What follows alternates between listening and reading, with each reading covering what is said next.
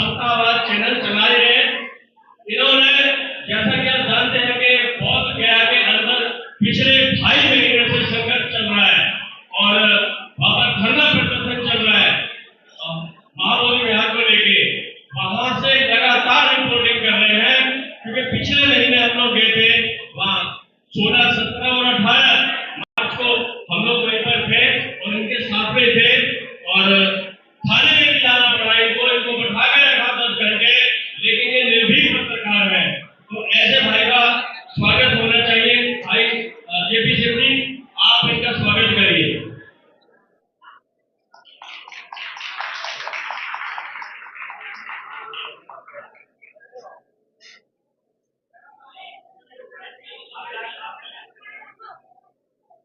नृत्य हो गया है, सभी लोग जोश में भर गए हैं, तो 2 मिनट के लिए बैठ जाइएगा।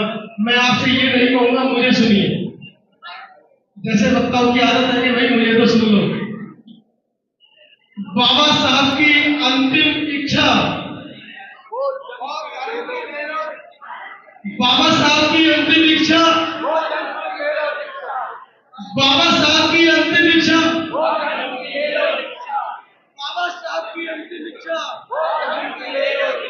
मजा नहीं आ रहा, संसद तक आवाज नहीं जाएगी, गेट तक नहीं पहुंची। ये भी तो बाबा साहब की अंतिम इच्छा, बौद्ध धर्म की ले लो दीक्षा। संघर्षों के आदि है, हम अम्बेडकर वादी है।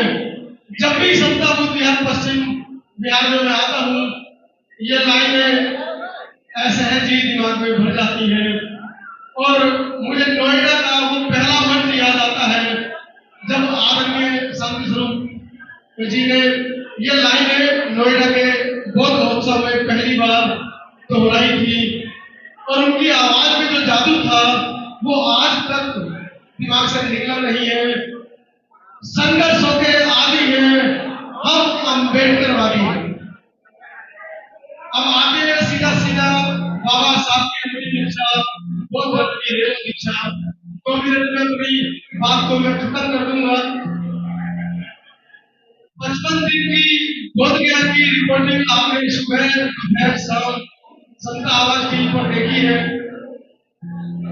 और लगातार उस रिपोर्टिंग का एक कह सकते हैं कि 55 दिन से पहले ही उसका एक असर भी देखने को मिला पूरे देश के अंदर और देश के बाहर भी। आंदोलनरत हुए लोग लगभग 10 से ज्यादा कंट्रियों के अंदर बोध गया मुक्ति आंदोलन के प्रदर्शन को लेकर लोग भारत ही नहीं भारत के बाहर भी विदेशों में प्रदर्शन पर बैठे। 28 दिन मुझे हो चुके थे प्रदर्शन में, मन नहीं लग रहा था घर से बाहर। 26वें दिन पश्चिम बिहार से एक फोन आता है माधीपुर से बनवारी लाल जी का। उन्होंने कहा अंतानी वापस नहीं आना, 2 दिन रुक जाओ। पश्चिम बिहार से समता बुद्ध विहार की टीम वहां पहुंच रही है। मानो जान में जान आ गई कि प्रदेश में 28 दिन कैसे गुजारे। पश्चिम पूरी समता बुद्ध विहार की टीम वहां पहुंची और 2 दिन 3 दिन उनके साथ में रहा। कैसा समय गुजरा वो खुद साथी जानते हैं कि किन हालातों में मैं रिपोर्टिंग कर रहा था, लेकिन वो 3 दिन मेरे लिए ऐसे गुजरेंगे जैसे माता पिता पत्नी बच्चे पूरा परिवार वहां आ गया हो। मैं बारंबार समता बुद्ध विहार की टीम का धन्यवाद करता हूँ।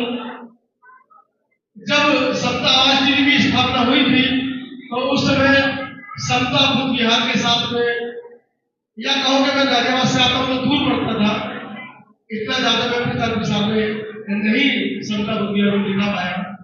और भी बहुत सारे कारण थे, लेकिन जब आदरणीय बौद्ध साहब से 2-3 बार चर्चा हुई और जो दिमाग के अंदर कुछ बातें होती है वो क्लियर होती है बात करने से, तो मुझे लगा कि बाबूजी जिस तरह से समझाते हैं और उन्होंने मुझे भी जिस तरीके से उस से भरा कि अंतानी तुम्हें पता है कौन थे, लेकिन बाबूजी मुझे नहीं पता। तो परिवार साहब जी ने बताया कि अंतानी बुद्ध के महान शिष्य हुआ करते थे, वहीं से ये अंतानी जो तुम्हारा गोद चला हुआ आ रहा है। मैं बड़ा रिक्वेस्ट हुआ कि बाबूजी को मतलब कितना मतलब कहाँ उन्होंने मुझे जोड़ा है।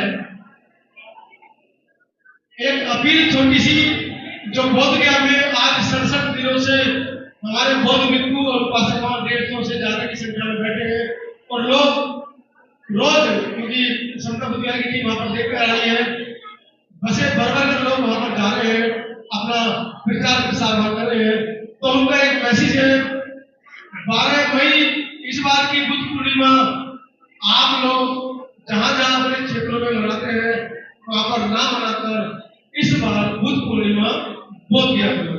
ये संदेश लेकर मैं उन लोगों की तरफ से आया हूँ और आप लोगों से मैं अपील कर रहा हूँ कि इस बार की बुद्ध पूर्णिमा जो बुद्ध विहार के लोग हैं वो बुद्ध विहार में मनाना चाहते हैं मनाएं, लेकिन अपने कुछ लोगों को वहां पर भी भेजें, जिससे कि पूरे देश के अंदर हजारों की संख्या में जो हमारे बुद्ध विहार हैं वहां से 50-100 लोग भी वहां जाएंगे, तो वहां पर जो हमारे हमारे घर की लाई लोग लड़ रहे हैं उनको एक बल मिलेगा। यही अपील लेकर मैं गांव शहर शहर जा रहा हूँ। आज 3 दिन मुझे बोध गया से आगे हो गए हैं, बहुत बड़ी जिम्मेदारी है, लोगों को इकट्ठा करना है, मैसेज देने हैं। आप लोगों से यही कहूंगा कि आप दिल्ली के लोग हैं, दिल्ली वालों के ऊपर बहुत बड़ी जिम्मेदारी है, क्योंकि वो केंद्र में बैठे हैं। बिहार की जो सरकार है गवर्नर की, उससे तो वो लोग लड़ रहे हैं, लेकिन दिल्ली की केंद्र की सरकार को आप लोग ही झुका पाएंगे, ऐसा मेरा मानना भी है। सबका आवाज टीवी के पूरे परिवार की तरफ से आप सभी को बाबा साहब के 134वें जन्मदिवस की हार्दिक शुभकामनाएं, बधाई। लेकिन ये बधाई तभी पूरी होगी जब हम महाबोधि महाविहार की लाई, जिसका सपना बाबा साहब देख रहे थे और अभी आप सभी लोगों ने मेरे साथ नारा लगाया, बाबा साहब की अंतिम इच्छा बौद्ध धरती ले लो इच्छा। ये एक अकेला हमारा बौद्ध विहार नहीं है, ऐसे 84,000 स्तूप हैं जिनको भेष बदल कर, जिनकी मूर्तियों को बदलाव कर कपड़े पहनाकर, आप समझ सकते हैं। मैं ज्यादा बोलूंगा तो बुद्ध विहार की गरिमा भी खराब होती है, मैं ज्यादा नहीं बोलूंगा, लेकिन इशारों आप समझ आइए कि हम सिर्फ एक महाबोधि महाविहार की लड़ाई लड़ रहे हैं। अगर इस लड़ाई को जीत जाते हैं तो उसके बाद हमारी लड़ाई फिर पूरे शुरू होगी पूरे देश के लिए। धन्यवाद। बहुत बहुत धन्यवाद भाई मनोज अंतानी जी। जिसमें सभी को जीने का अधिकार हो, जिसमें कक्षा में सबके साथ बैठ के पढ़ने का अधिकार हो, गरिमा के साथ जिए, और ऐसी किताब होगी भारत का संविधान। ऐसी किताब होगी भारत का संविधान। अब संविधान की भावना, संविधान हमसे क्या कहना चाह रहे हैं? कभी फुर्सत मिले तो पढ़ लेना मुझे, कभी फुर्सत मिले तो पढ़ लेना मुझे, मैं तुम्हारी उलझनों का बेमिसाल सहारा हूँ, मैं तुम्हारी उलझनों का बेमिसाल सहारा हूँ, मैं भारत का संविधान हूँ, मैं भारत का संविधान हूँ। इसी कड़ी में जो ये 15 अगस्त 26 जनवरी में एक संदेश होता है, जाता है कि हर घर तिरंगा। मेरे विचार से अगर हर घर तिरंगे की जगह हर घर संविधान पहुंचाया जाए, हर घर संविधान घर घर में हो सकता है उस संविधान को रखे रखे 5-6 साल बीत जाए, हो सकता है और ज्यादा साल बीत जाए, लेकिन कभी ये माइंड में आ जाए कि उसकी एक लाइन हो सकता है उठा के हम पढ़ ले। हो सकता है वो एक लाइन ही उस व्यक्ति का जीवन को ही बदल दे। तो मेरे विचार से हर घर तिरंगे की जगह हर घर संविधान होना चाहिए। जैसे एक अभी सर ने बोला था कि शिक्षा विभाग में भी अम्बेडकर साहब का प्रोग्राम स्कूलों में रखा गया है, लेकिन वो प्रोग्रामों में भी हमारे ही लोग बढ़ चढ़ के हिस्सा लेते हैं। उस प्रोग्रामों को स्कूलों में हमारे ही लोग चलाते हैं। जैसे मेरे स्कूल में संचालन का मंच का संचालन का कार्य मुझे दे दिया गया। ऐसा लगता है कि ये इन लोगों का ही प्रोग्राम है, जबकि उसका फायदा कौन उठा रहे हैं सबसे ज्यादा? स्वर्ण जाति, यानी स्वर्ण लोग जो संविधान की कदर नहीं करते, और ऐसे ही लोग कहते हैं कि संविधान ठीक नहीं है, संविधान को बदल दिया जाए, ये संविधान के लोग जो मानते हैं उनको दूर किया जाए, हम लोगों को पीछे कर देते हैं, जबकि फायदा वही लोग उठा रहे हैं। इसलिए बाबा साहब के विचारों का, बाबा साहब के कार्यों का हमें आगे लेके जाना चाहिए। माता सावित्रीबाई फुले का, ज्योतिराव फुले साहब का